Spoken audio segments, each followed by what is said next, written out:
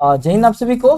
ये देखिए 9th का बुक है एनसीईआरटी क्लास का। तो मैंने देखिए क्या हाल किया, पिछले 6 सालों से पढ़ते हुए एक लाइन को मैंने इसको ना पकड़ के चाट गया। और मैंने किसी भी बुक को फॉलो नहीं किया। एनसीईआरटी और लुसेंट, इस दो बुक से 64 ऑल ओवर बिहार में एक्साइज मेंस में मेरा सिलेक्शन हुआ। 90 क्वेश्चन उसमें मेरे सही थे 100 में।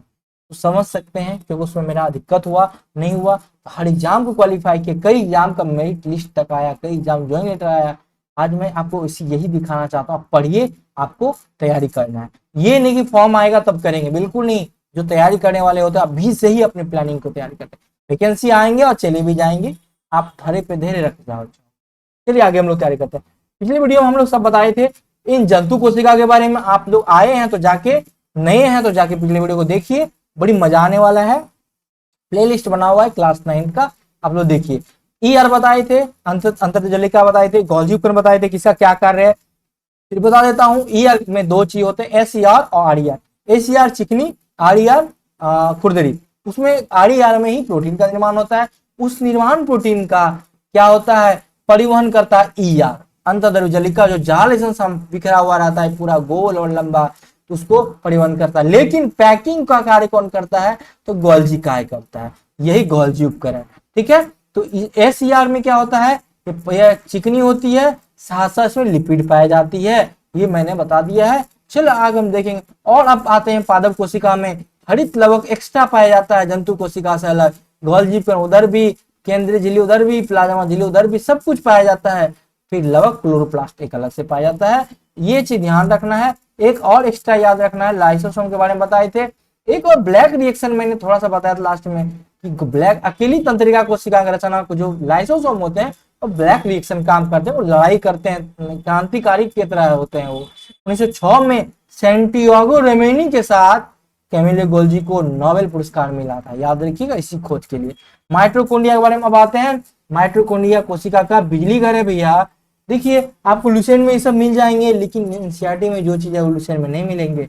एनसीईआरटी वाला चीज, इसीलिए मैं बोलता हूँ एनसीईआरटी पढ़िए, बाद लुसेंट पढ़िए, यहाँ से इतनी सरल लगेगा। भीतरी झिल्ली। और एक बात और, आप लोग थोड़ा सपोर्ट करना है, वीडियो को सब्सक्राइब करना है और बेल आइकॉन पे क्लिक करना है, जिससे आपको सारा नोटिफिकेशन मिल जाए। ठीक है, चलिए। भीतरी झिल्ली बहुत सुनिए, माइटोकॉन्ड्रिया को बिजली घर है ना। माइटोकॉन्ड्रिया बाहरी झिल्ली की बनी होती है, दोहरी झिल्ली की बनी होती, छुपी हुई है। तो माइटोकॉन्ड्री दोहरी झिल्ली माइटोकॉन्ड्रिया एग्जाम में पूछा था 2213 का प्री में। केंद्रक दोहरी झिल्ली, राइबोसोम झिल्ली विहीन, लाइसोसोम एक झिल्ली। एक 3 झिल्ली वाला भी होता है बैक्टीरिया, हम बताएंगे आगे। ठीक है, जब 11th पढ़ेंगे तब। अभी भीतरी झिल्ली बहुत, बाहरी झिल्ली छिद्रित और मोटी होती है, और भीतरी झिल्ली बहुत अधिक वलित होती है। भीतरी झिल्ली कैसी होती है, बहुत अधिक वलित होती है। यही देखिए, वलित मतलब पतली होती है, वलित मतलब ये वलयकार होता है, पतली टाइप का होती है। ठीक है, ये एटीपी निर्माण है। एटीपी निर्माण ये क्या है पता छूट गया, आप लोग देख लीजिएगा। एटीपी बनाने वाले रासायनिक क्रियाओं के क्षेत्र को बनाती है। ठीक है, एटीपी का निर्माण कौन करता है, तो माइटोकॉन्ड्रिया में होता है, इसीलिए इसको कोशिका का पावर हाउस कहते हैं। समझ में आ गया। जीवन के आवश्यक विभिन्न रासायनिक क्रियाओं पर करने के लिए माइटोकॉन्ड्रिया एटीपी, एटीपी का फुल फॉर्म भैया पूछा था, एडिनोसिन ट्राइफॉस्फेट, लिख लीजिए कटा हुआ, एडिनोसिन ट्राइफॉस्फेट। ठीक है, देखते हैं अगर इधर आ जाए, थोड़ा नहीं आ रहा है, देखते हैं थोड़ा ऊपर मिल जाता है। एडिनोसिन ट्राइफॉस्फेट नहीं, कटा हुआ ही है, तो कोई बात नहीं है ना, आप लोग मैनेज कर देंगे, थोड़ा बहुत है, पढ़ लीजिए। ठीक है, तो एडिनोसिन ट्राइफॉस्फेट, ठीक है, शरीर में नए रासायनिक यौगिकों को बनाने तथा यांत्रिक कार्य के लिए, है ना, एटीपी संचित ऊर्जा का उपयोग करते हैं। क्लियर हो गया। एटीपी संचित ऊर्जा क्या कर, नई रासायनिक यौगिक को बना, यांत्रिक ऊर्जा के लिए कार्य करते हैं। एटीपी एडिनो ट्राइफॉस्फेट, ठीक है, एडिनोसिन ट्राइफॉस्फेट। माइटोकॉन्ड्रिया बहुत अद्भुत अंग, क्योंकि इसमें अपना डीएनए, लिखिए भैया बहुत इंपॉर्टेंट है, माइटोकॉन्ड्रिया में अपना डीएनए और अपना राइबोसोम होता है। अभी तक क्या बोले थे, कोशिका में होता है डीएनए, सॉरी कोशिका के अंदर केंद्रक, केंद्रक के अंदर डीएनए, फिर अंदर राइबोसोम। लेकिन माइटोकॉन्ड्रिया में स्पेशल होता है अपना डीएनए, अपना राइबोसोम। प्लास्टिड में भी होता है, हम बताएंगे आगे। डीएनए राइबोसोम होता है। माइटोकॉन्ड्रिया अपनी कुछ प्रोटीन स्वयं बनाती है, याद रखिएगा। राइबोसोम, ध्यान सुनिए, प्रोटीन का निर्माण राइबोसोम में, लेकिन माइटोकॉन्ड्रिया में अपना प्रोटीन क्यों बनाती है? क्योंकि अपना डीएनए अपना प्रोटीन होता है, राइबोसोम होता है, राइबोसोम ही प्रोटीन बनाता है। तो प्लास्टिड, प्लास्टिड केवल पादप कोशिकाओं में स्थित होता है। क्लियर है? प्लास्टिड दो प्रकार के होते हैं, थोड़ा सा कटा है, ज्यादा नहीं। क्रोमोप्लास्ट रंगीन प्लास्टिड तथा ल्यूकोप्लास्ट श्वेत तथा रंगहीन, जिसे प्लास्टिड, सुनिए, प्लास्टिड जो होते हैं इसको हरित लवक कहते हैं। प्लास्टिड दो प्रकार के होते हैं, एक क्रोमोप्लास्ट जिसको रंगीन हुआ, और ल्यूकोप्लास्ट श्वेत तथा रंगहीन। ठीक है? जिस क्रोमोप्लास्ट में क्लोरोफिल वर्णक होता है उसे क्लोरोप्लास्ट का, सुन समझते जाना है। क्रोमोप्लास्ट और ल्यूकोप्लास्ट, ल्यूकोप्लास्ट श्वेत रंगीन। और जिस क्रोमोप्लास्ट में क्या होता है, क्लोरोफिल वर्णक, क्लोरोफिल क्या होता है, पत्तियों में हरा वर्णक होता है, हरापन प्रदान करने के लिए, उसको क्लोरोप्लास्ट कहते हैं। कंफ्यूज नहीं हो गया ना, क्रोमोप्लास्ट क्लोरोप्लास्ट में? तो क्रोमोप्लास्ट में ही होते हैं, निर्मित होते हैं, क्लोरोफिल होता है। क्लोरोफिल सुनिए, और आगे प्रकाश संश्लेषण के लिए बहुत आवश्यक है, ये जानते हैं। क्लोरोप्लास्ट में क्लोरोफिल के अतिरिक्त क्या होता है, सुनिए। आज तक हम लोग जानते थे क्लोरोप्लास्ट में सिर्फ क्लोरोफिल होता है, तो क्लोरोफिल के अतिरिक्त विभिन्न पीले अथवा नारंगी रंग के वर्णक भी होते हैं। क्या समझ में आया? क्रोमोप्लास्ट जो होते हैं, सॉरी क्लोरो, यहाँ पे सुनिए, यहाँ पे बता, फिर से बता रहे हैं। क्लोरोप्लास्ट में अभी तो क्या जानते थे हम लोग, क्लोरोप्लास्ट में सिर्फ हरा होता है, हरा होता है। नहीं, हरा क्यों होता है? क्योंकि क्लोरोप्लास्ट प्लास्ट में अगर क्लोरोफिल पाया जाता है तब। लेकिन इसमें पूछेगा क्लोरोप्लास्ट में और क्या होते हैं, तो पीले और नारंगी रंग के वर्णक भी होते हैं। ल्यूकोप्लास्ट प्राथमिक रूप से अंगक है, ठीक है, जिसमें स्टार्च, तेल तथा प्रोटीन संचित होते हैं। सुनिए, पूछेगा आखिर अब क्लोरोप्लास्ट, क्रोमोप्लास्ट का वो कौन सा भाग है जिसमें तेल और स्टार्च होते हैं? तो याद रखिएगा, ल्यूकोप्लास्ट। फिर सुनिए, आपको हम बना देते हैं एक जड़, आपको ऐसे बनाना है, क्या लिखिएगा, क्रोमोप्लास्ट। क्रोमोप्लास्ट क्या होता है, प्लास्टिड, प्लास्टिड को ही क्रोमोप्लास्ट बोलते हैं। क्लोरोप्लास्ट, क्रोमोप्लास्ट दो तरह का हुआ, एक हुआ क्लोरो, एक हुआ ल्यूको। क्लोरो में जो क्लोरोफिल सॉरी यार, बोलना पड़ता है। क्लोरोप्लास्ट में सुनिए बात को, सिर्फ हरा नहीं होता है, क्लोरोफिल पाया जाता है जो हरा करता है, पीला होता है, और दूसरा और नारंगी भी होता है। तो ये क्लोरोप्लास्ट में तीन हुआ। अब बचा जो ल्यूकोप्लास्ट। ल्यूकोप्लास्ट में क्या हुआ, तो क्रोमोप्लास्ट का ही दोनों भाग है, लिखिएगा इसे, बनाइए, क्रोमो में ल्यूको, क्लोरो, क्लोरो में तीनों हो गया, ल्यूकोप्लास्ट में स्टार्च, तेल और प्रोटीन। क्लियर? दिक्कत नहीं होना चाहिए। अब क्लोरोप्लास्ट की भीतरी रचना बहुत सी झिल्ली की परतें होती है। सुनिए, क्लोरोप्लास्ट की भीतरी रचना, क्लोरोप्लास्ट की बात कर रहे हैं, बहुत सी झिल्ली परतें वाली परतें होती है। क्लोरोप्लास्ट की भीतरी रचना बहुत सी झिल्ली, सुनिए, सुने थे स्ट्रोमा और ग्रेमा के बारे में, जो स्ट्रोमा में स्थित होता है। सुनिए, ये जो क्लोरोप्लास्ट होता है इसकी भीतरी झिल्ली में क्या पाया जाता है, स्ट्रोमा। ठीक, प्लास्टिड बाह्य रचना में माइटोकॉन्ड्रिया की तरह होती है। प्लास्टिड भी बाह्य रचना में माइटोकॉन्ड्रिया के होती है। माइटोकॉन्ड्रिया की तरह प्लास्टिड भी अपना डीएनए और राइबोसोम रखते हैं। कुछ समझ में आया? नहीं समझ में आया? मैं फिर समझाता हूँ। सुनिए, मैं बता रहा था कि क्लोरोप्लास्ट क्लियर हो गया। हम बताए थे कि माइटोकॉन्ड्रिया में अपना डीएनए, अपना राइबोसोम, तो राइबोसोम डीएनए पाया जाता है कहाँ, केंद्रक में। लेकिन माइटोकॉन्ड्रिया दोहरी झिल्ली, अपना ऐसे बनाना है, नॉट शॉर्ट नॉट, अपना डीएनए, अपना राइबोसोम, ठीक है। लेकिन अब प्रोटीन भी बना दिया राइबोसोम, लेकिन एक चीज और हुआ, प्लास्टिड भी जो होता है, जो क्रोमोप्लास्ट हुआ, उसके पास भी अपना डीएनए, अपना राइबोसोम है। पूछेगा कौन, किसके किसके पास अपना डीएनए, अपना राइबोसोम होता है? तो माइटोकॉन्ड्रिया, प्लास्टिड, दोनों, इसको नहीं है तो दोनों मार देना है, एकदम याद रखिएगा, जो मेंस के क्वेश्चन है ये। प्री मेंस अलग से तैयारी होता है, कुछ नहीं होता, एक बार में सारा तैयारी के निकलना है। अब आते हैं रसधानियां। रसधानियां कहाँ होते हैं? प्लांट सेल में। प्लांट सेल क्या होता है सुनिए ध्यान से।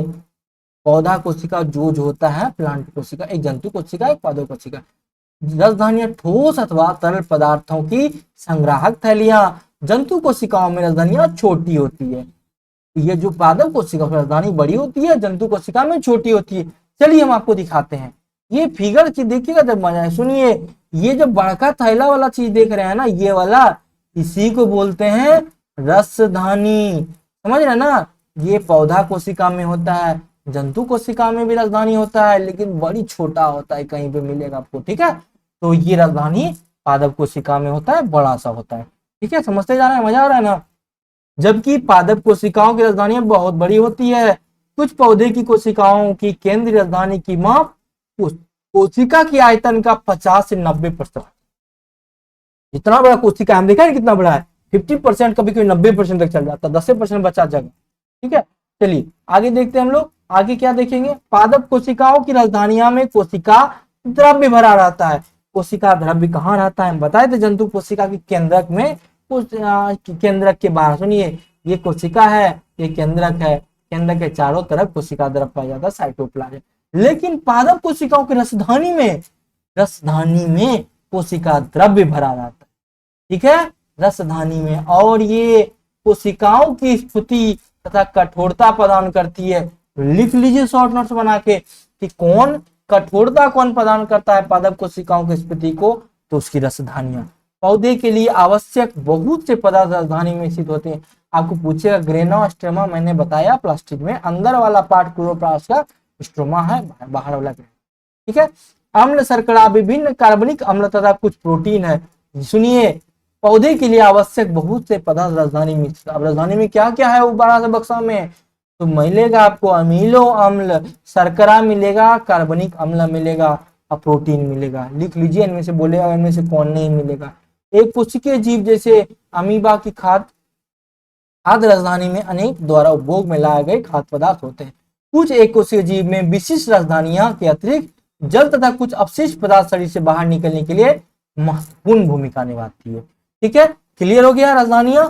अब बिल्कुल नहीं दिक्कत होगा, उम्मीद है कि दिक्कत हुआ ना तो भैया बड़ी पीटेंगे आप लोग को, ठीक है। तो देखते हैं समसूत्री विभाजन। अगले भी आप लोग को पता है ना समसूत्री विभाजन कहाँ होती है? जो माइटोकॉन्ड्रिया के अंदर, और ये जो पाया जाता है, सुनिए पढ़ाए थे, केंद्रक के अंदर माइटोकॉन्ड्रिया, माइटोकॉन्ड्रिया में अपना पाया जाता है क्या क्या? प्रोटीन और डीएनए, ठीक है, अपना। और प्लास्टिक में भी पाया जाता है अपना। तो ये चीज हम अगले वीडियो में हम देखेंगे समसूत्री विभाजन के बारे में, बता ही देते हैं, फिर बोलेंगे आपने क्या सीखा। ये चैप्टर को एंड करते हैं आज। अब देखिए, सुनिए पहले ध्यान से, समसूत्री विभाजन है। समसूत्री विभाजन जो कि हमारे घाव को भरने में काम आता है। सुनिए, हम पहले समसूत्री विभाजन के बारे में जानिए, उसके बाद हम इसके बारे में बताएंगे, ठीक है। कोशिका विभाजन जीवधारियों में वृद्धि हेतु, सुनिए, कोशिकाएं बनती है जिसे पुरानी मृत एवं क्षतिग्रस्त कोशिकाओं का प्रतिस्थापन एवं प्रजनन हेतु युग्मक बनाते हैं। क्लियर? सुनिए, पहले हम ये कलर चेंज करते हैं। यहाँ पे जीवधारियों में वृद्धि करने हेतु कोशिकाएं बनती है, पुरानी मृत एवं क्षतिग्रस्त कोशिकाओं का प्रतिस्थापन और प्रजनन हेतु युग्मक बनाते हैं। अब क्या होते हैं तो वो बताएंगे। सुनिए, कोशिकाएं विभाजन कहते हैं इस जो नए बने पुराने को क्षतिग्रस्त हो उसको कोशिका विभाजन कहते हैं। हम बताए थे जो कोशिका से विभाजन नहीं होता है वो क्या होते हैं, हम याद करिए। वो एक जो क्या बोलते हैं ना यार, वो जो बड़ा सा जालिका द्रव्य में बनता था ना कुछ भी, ये देखिए थोड़ा सा, ये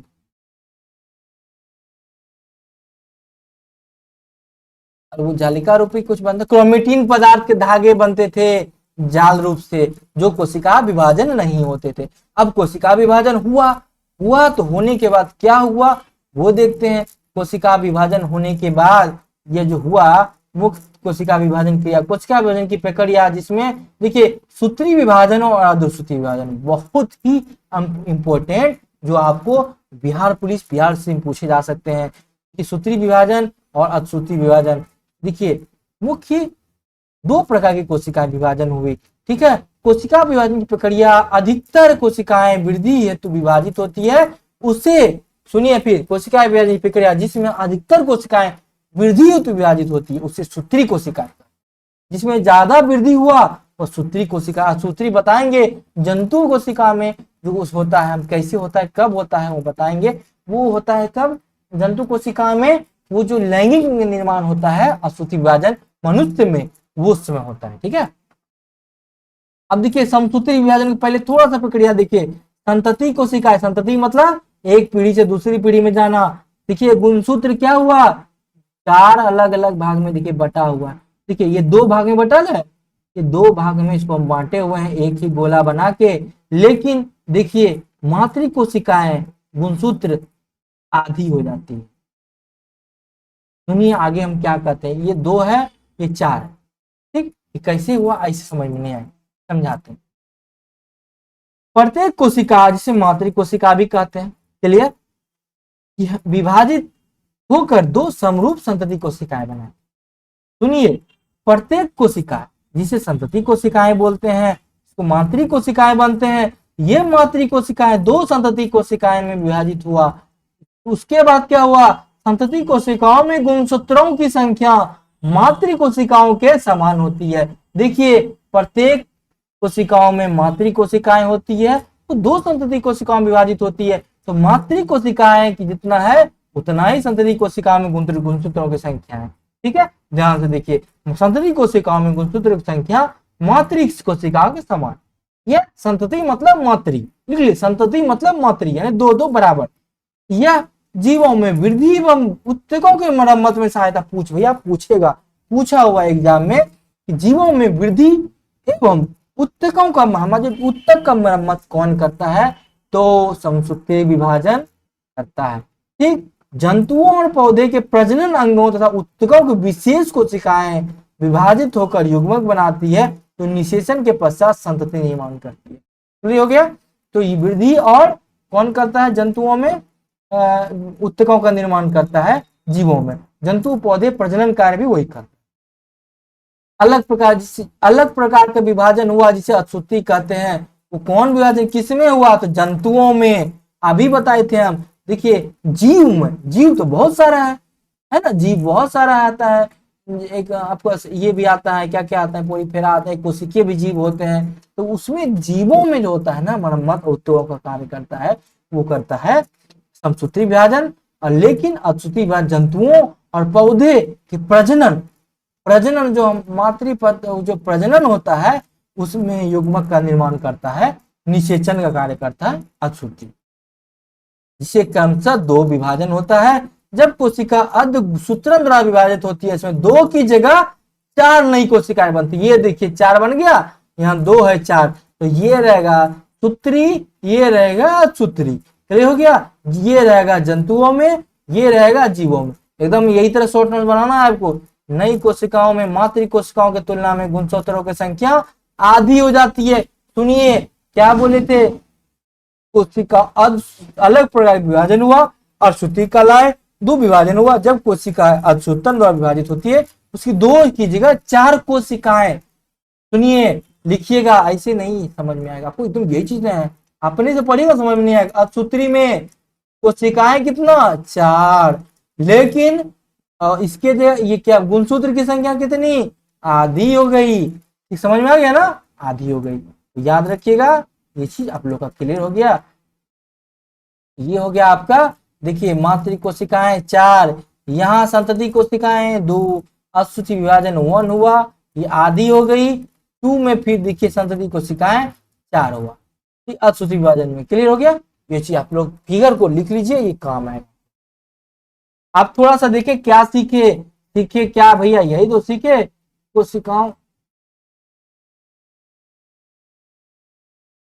कोशिकाओं में जीवन की मूलभूत संरचनाएं इकाई कौन है, जीवन की मूलभूत संरचनाओं की इकाई कोशिका है। कोशिका को ही घर बोलते हैं, बोले तो ना आप देखिएगा, कमरा, छोटा सा कमरा बोल सकते हैं उसको। कोशिका चारों ओर प्लाज्मा झिल्ली होती है, कोशिका के चारों ओर प्लाज्मा झिल्ली होती है, उसी को कोशिका झिल्ली होती है। झिल्लियां लिपिड तथा प्रोटीन की बनी होती है। कोशिका झिल्ली कोशिका का सक्रिय भाग है। ये पदार्थों की गति एवं कोशिका के भीतर तथा बाहरी वातावरण बताए थे ना, कोशिका झिल्ली बाहरी वातावरण प्रसारण और विसरण के द्वारा अलग करती है। अब फिर बताइए, पादप कोशिका कोशिका झिल्ली चारों ओर कोशिका भित्ति होती है। कोशिका भित्ति से लोच की बनी होती है। पादप कोशिका मिश्रित कोशिका भित्ति फंजाई तथा बैक्टीरिया अल्प परासरणी दाब द्वारा होता है। नहीं बताएंगे, आप लोग खुद बनाइएगा। देखिए ये सब, देखिए गोल्जी उपकरण झिल्ली युक्त कोशिकाओं में रहते हैं या कोशिकाओं को पदार्थ के संचरण के लिए पैकेजिंग का कार्य करता है। बता दे ना। चलिए अगले वीडियो में हम लोग फिर इसके आगे में देखेंगे। देखिए ये सब चीज अधिकांश पादप कोशिकाओं में झिल्ली युक्त अंग जैसे प्लास्टिक होते हैं। ये दो प्रकार के होते हैं, क्रोमोप्लास्ट और ल्यूकोप्लास्ट। हम सब बताएं, आप लोग बनाइएगा, हम पीडीएफ दे देंगे। ठीक है, फिर अगले वीडियो में हम लुसेंट से पार्ट करेंगे। फिर चैप्टर 5 कंप्लीट हुआ, फिर चैप्टर 6 में हम लोग मिलेंगे। जय हिंद, आप सभी को तैयारी करते रहिए। और जाते जाते आप लोग को मेरा एक हेल्प करना है। क्या हेल्प करना है? एक रिक्वेस्ट है कि वीडियो को शेयर करना है, सब्सक्राइब करना है और छोटा सा बेल आइकन क्लिक करना है। इतना तो पूरा तब आपके साथ में लगा रह पाऊंगा, एक मोटिवेशन मुझे मिलेगा। थैंक यू, जय हिंद।